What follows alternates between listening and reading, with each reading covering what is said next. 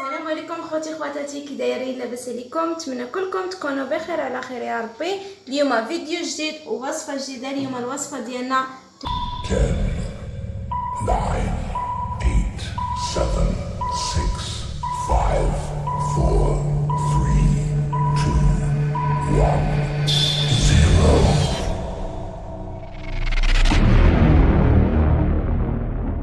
طويجين ديال الحوت اللي كيجي لذيذ بزاف، طريقه سهله وزوينه، كيجي لذيذ بزاف. نخليكم مع المقادير وطريقه التحضير.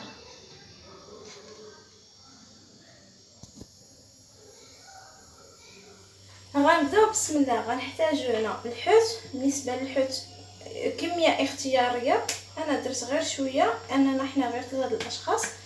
عندي هنا قريفه الحامض وجوج دروس الثومه محكوكين وراس معلقه صغيره ديال الهريسه. بالنسبه للهريسه اختياريه. عندي هنا قزبور ومعدنوس اللي قطعتهم. عندي هنا كمون. بالنسبه للتوابل عندي هنا الملح. عندي هنا توابل الحوت، عطريات الحوت راه كتباع عند العطار وعند هادوك اللي كيبيعوا جميع المواد ديال الحلويات، راه كيبيعوها حتى هما. هذه عطريات الحوت. وعندي هنا ابزار، وعندي هنا تحميره، وعندي هنا زيت بلديه، واحد جوج مطيشات محكوكين. صافي هذه هي الشرموله اللي كندير انا في الحوت. غنبدا بسم الله. نحز الحوت لهاد الجهه، غنبدا نضيف العطريه. بسم الله. معلقه صغيره. بالنسبه انا العطريه اللي غنعطيكم، القياس العطريه اللي غنعطيكم ديال هذا القياس ديال الحوت كميه قليله. الا بغيتو ديروا اكثر كتدبلوا المقادير. غندير معلقه صغيره ديال التحميره،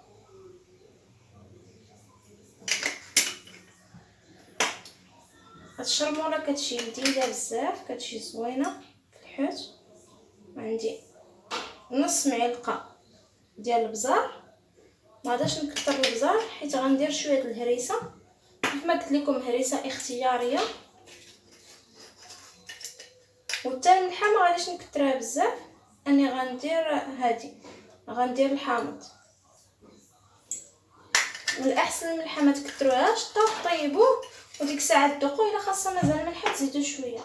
وغندير الكمون. كيبغي الحوت بزاف.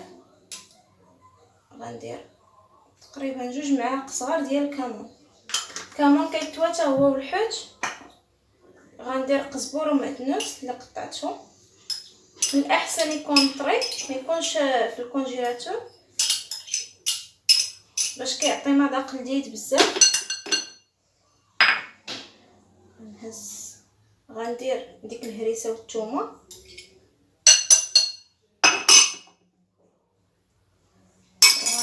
نعصر داك طريف الحامض.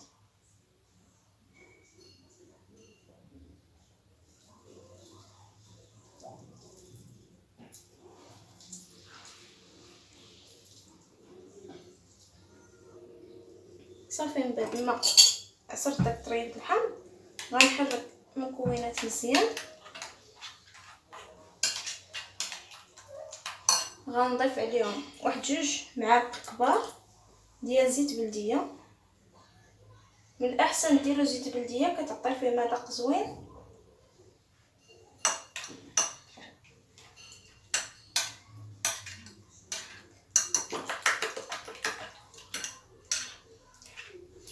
صافي هذه هي الشرموله ديالي صبحت واجده.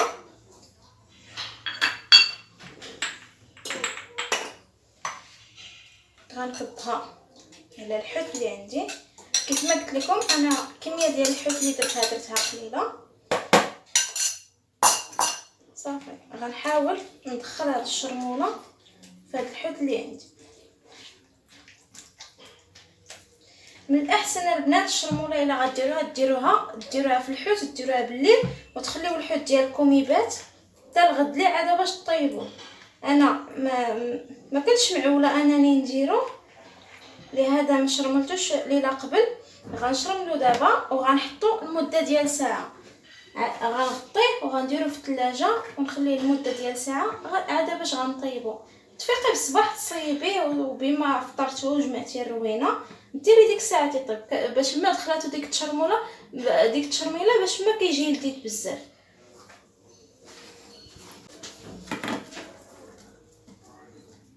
صافي دابا غنغطيه بلاستيك غذائي وغندخلو للثلاجه. انا غنخليه تقريبا غير المده ديال ساعه حيت ما عنديش الوقت.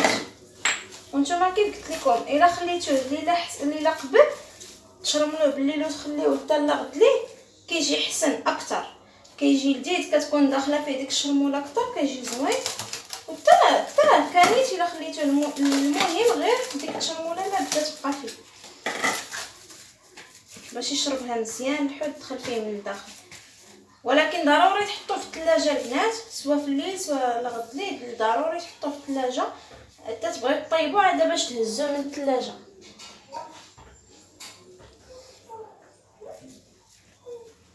صافي من بعد ما خليت الحوت لمده ديال ساعه في الثلاجه حتى تشرب ديك الشرموله مزيان.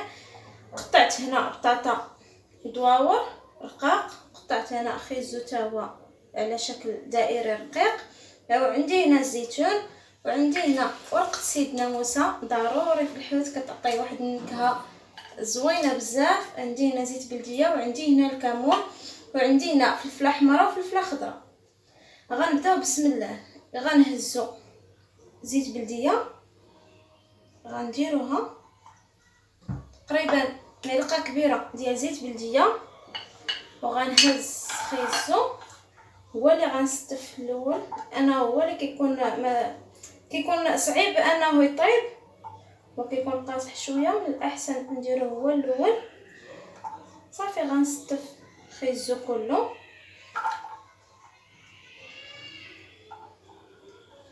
الطريقه سهله وكيجي الحوت لذيذ بزاف.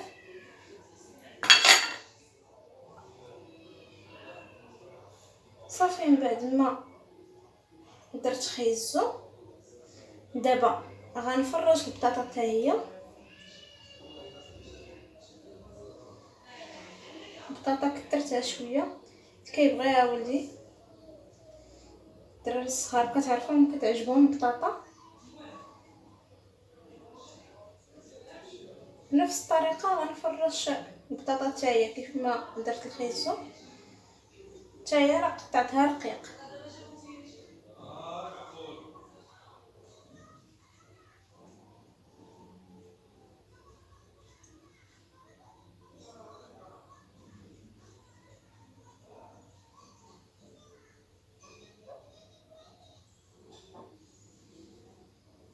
صافي من بعد ما فرشت البطاطا كامله غنهز دابا الحوت بسم الله. ريحه الشرموله كتجي زوينه بزاف.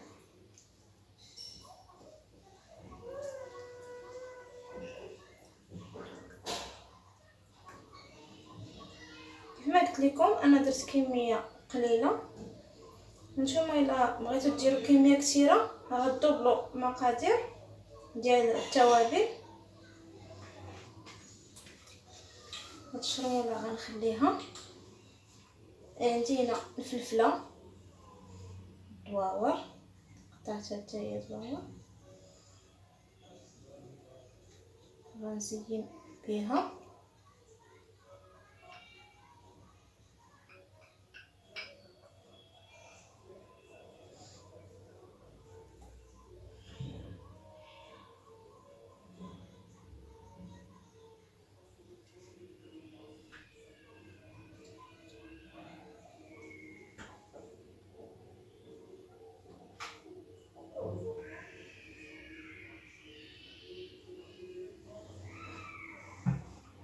ودابا غنضيف الزيتون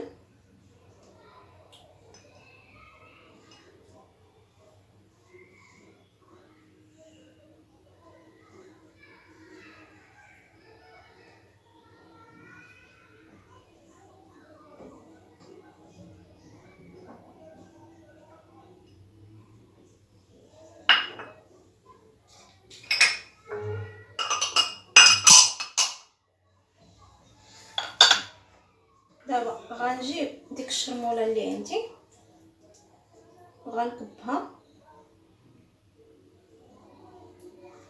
الى الحوت اللي عندي. انا راني ما كنضيف لا ما لا والو، كنكتفي غير بمطيشه اللي راني حكيتها.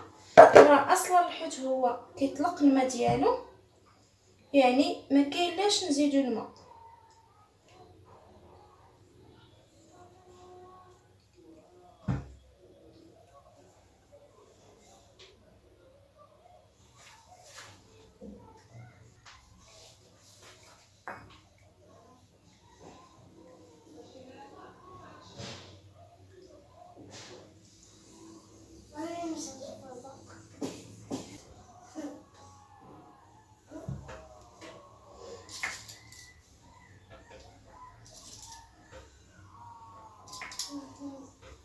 صافي، هذا هو الشكل النهائي ديال الطواجين ديالي.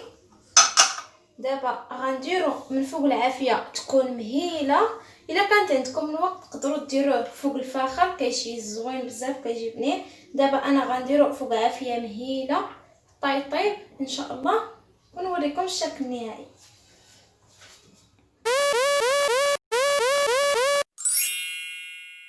وانا دايره الطواجين نسيت ما درتش فلفله حاره. اش كاين هنا شي عشاق ديال الفلفله حاره. غنخليه دابا يطيب على المهل. كيف ما كتشوفوا راني ما ضفت لا ما لا والو، هو راه كيكون فيه الماء باش كيطيب، لان الحوت هو معروف كيطلق الماء. حتى ديك لاصوص المطيشه اللي درنا ليها يكفي انه يطيب بهم، ما يحتاجش الماء مازال. كيف قلت لكم على عافيه مهيله، كطلع منه واحد الريحه تبارك الله زوينه بزاف. طريقه كيجي بها الحوت زوين، كيجي بها بنين.